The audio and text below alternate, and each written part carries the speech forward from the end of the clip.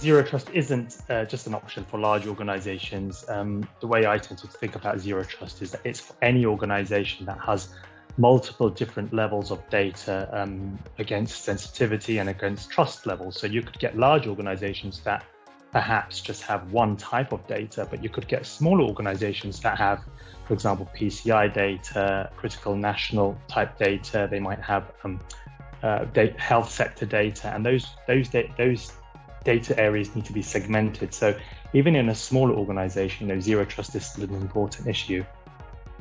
So to me, zero trust is more than just about verifying identity. I think one of the reasons why zero trust actually came out was because the tenet of identity on its own was not really doing this job.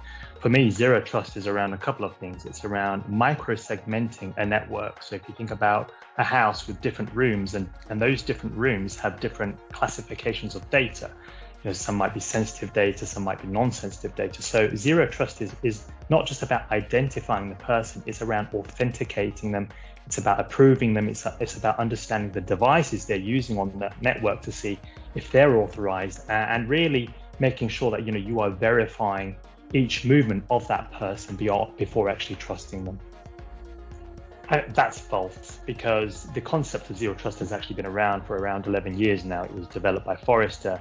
I think it's definitely gained traction. I'd say that's before COVID. I think if anything, what COVID has done is that it's kind of made things like zero trust probably a little bit more open in terms of visibility, in terms of people knowing about it. But has it started since COVID? Definitely not. It was there long before COVID, and it will carry on long before after as well.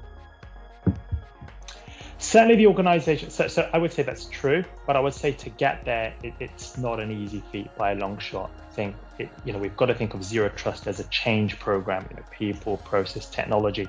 It's not just about changing the network and segmenting it.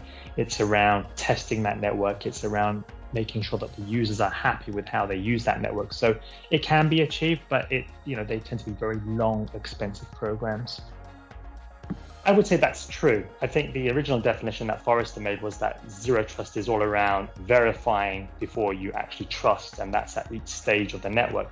I think there are different spin-offs of that definition, and that can cause problems. But ultimately, if we look at the original goal, zero trust is around verifying each stage or access level of that person or user before they can travel around the network. So that's the core definition. And yes, there are other definitions too. I think it's important for events like this to kind of unpack zero trust, is because there's a lot of speculation. There's a lot of kind of, what zero trust is, what it isn't, and it can actually lead people to kind of implement things that perhaps aren't zero trust. So certainly, collaboration, information sharing, I've been involved in this event previously. I think it's a great opportunity for us to tackle what is a very interesting, a very pertinent topic, bearing in mind what's happening out there in the global threat landscape right now. So yes, definitely an avid fan.